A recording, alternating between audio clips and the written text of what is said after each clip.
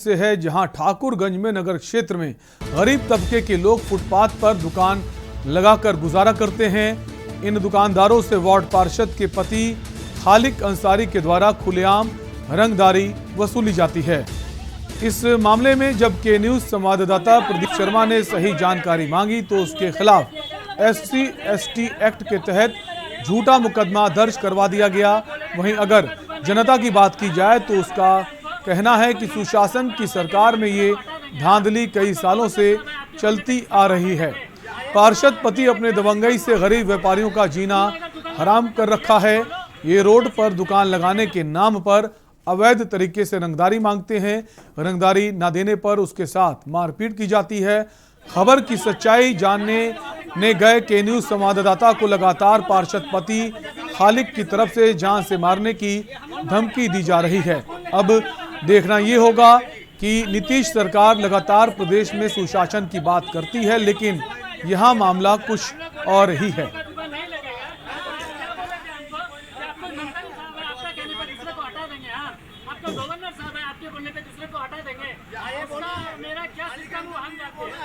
तुम अगर दुकान लगाओगे तो ये बात बोलो कि 50,000 रुपया करके लगेगा।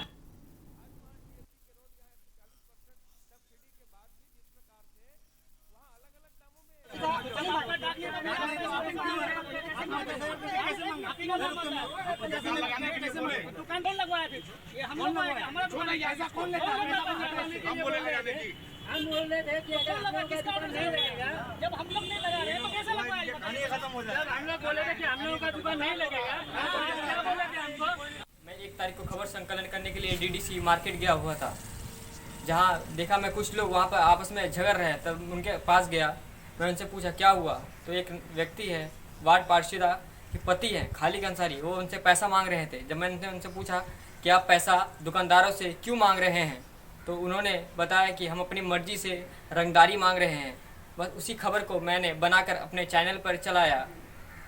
फिर दूसरे दिन 2/8 को मैं सुबह अपने घर से जब जा रहा था तो निराले चाय दुकान के पास मोहम्मद अख्तर ने मुझे कहा कि तुम 2 कौड़ी के पत्रकार हो, तुमको भी छोड़ा नहीं जाएगा। और उसी दिन की बात है कि 3 बजे के आसपास मैं नगर पंचायत गया हुआ था, जहाँ नगर पंचायत में बैठे अमरजीत चौधरी ने मुझे दादागिरी के अंदाज में बुलाया और कहा कि तुम के न्यूज़ के पत्रकार प्रदीप शर्मा के साथ रहना छोड़ दो। वो उसे समझा देना कि वो 6 बजे के बाद मार्केट में दिखेगा तो मैं उसका हाथ पैर तोड़ दूंगा और तुमको भी छोड़ा नहीं जाएगा, तुमको भी झूठे केस में फंसा दिया जाएगा। तुम हमको जानते नहीं हो, मेरे बड़े लोगों से पहुंच है। उसी दिन रात को मैं 10 बजे के आसपास अपने घर जा रहा था, तभी मुझे वार्ड पार्षदा मंजू देवी की पति खालिक अंसारी ने मुझे बुलाया और कहा कि तुम जो भी अपने खबर चलाए हो या तुम्हारे पास जो भी वीडियो है वो डिलीट कर दो, और नहीं किए तो तुमको अपने जान से हाथ धोना पड़ जाएगा। तुम हमको जानते नहीं हो, मेरा ऊपर तक पहुँच है। हम लोगों के साथ ये हुआ है कि आज 13 महीना पहले बाज़ार में दुकान था हम लोग, आज लगभग 10-12 साल से उस जगह में हम लोगों से अतिक्रमण करके हटा दिया गया था। हटाने के बाद हम लोग नगर पंचायत में जो पहुँचे हैं तो वहाँ बाद में बोला कि आप लोगों को शिफ्ट किया जाएगा। हम लोग ऐसे करते करते लगभग 13-14 महीना से दौड़ रहे हैं। अचानक में एक दिन क्या हम लोग उन लोग के पास गए तो हम लोगों को बोला कि ठीक है, तुम लोग अगर दुकान लगाओगे तो 50,000 रुपये प्रत्येक आदमी पर मिलेगा। हम लोग क्या लड़के हैं वहाँ पे 8-10 लड़के थे, सब दूर हो गया है। इस टाइम हम लोग सिर्फ 4 लड़के हैं, तो चारों लड़के पर इन लोग जो है धमकी दे रहा है हम लोगों को कि हम तुम लोग जो ऐसे बाजार में करोगे तुम लोगों पर मैं केस कर देंगे। सच्चा रिपोर्टर को खालिक अंसारी ने जो हमारा सच्चाई रिपोर्टर था उससे खालिक अंसारी ने झूठा मुकदमे में फंसा दिया गया है।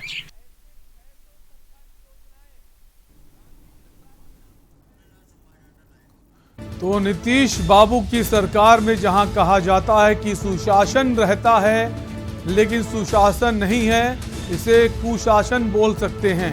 जहां इस खबर को प्रमुखता से के न्यूज़ ने दिखाया था, उसके बावजूद उसके ऊपर SC/ST एक्ट का मुकदमा दर्ज किया गया है।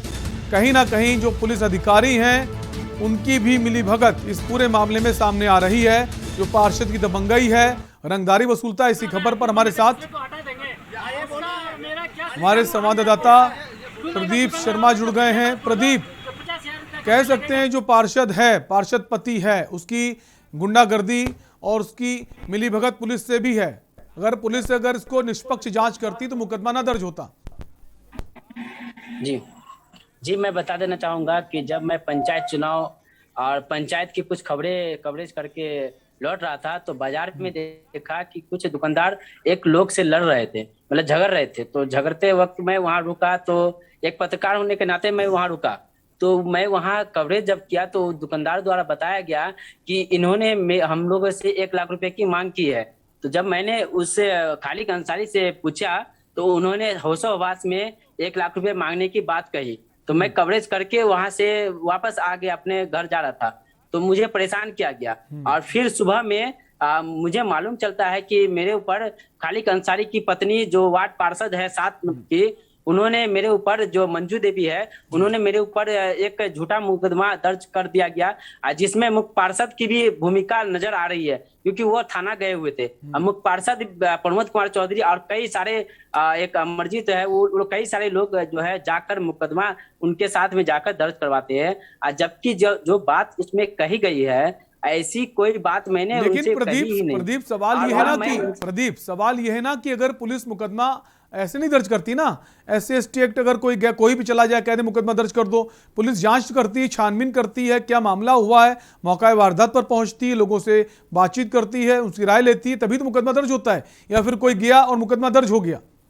नहीं, इसमें एक साजिश के तहत फंसाया गया है। तो इसमें जांच की कहीं बात ही नहीं आ रही है, वो जांच करेंगे ही नहीं, क्योंकि इसमें मुझे फंसाने के लिए ही सारा चीज रचा गया था। तो इसको फंसाने के लिए सारा चीज किया, जबकि 1 मिनट में मुकदमा दर्ज कर लेते थाना अध्यक्ष। तो इसमें अगर थाना कुल मिलाकर थाना अध्यक्ष की जो भूमिका है संदिग्ध है, कह सकते हैं पार्षद के दबाव में, या फिर मिली भगत है, या पैसा रुपया लेकर मुकदमा दर्ज किया गया?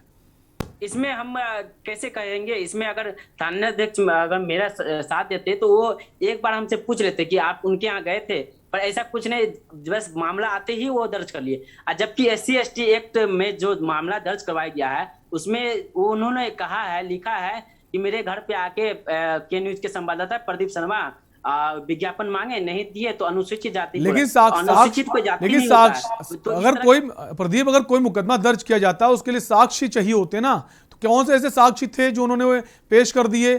क्या ये साक्ष्य उनके पास है कि आपने उनसे पैसा मांगा है या विज्ञापन के लिए पैसा मांगा है? ऐसा तो कुछ भी नहीं ना।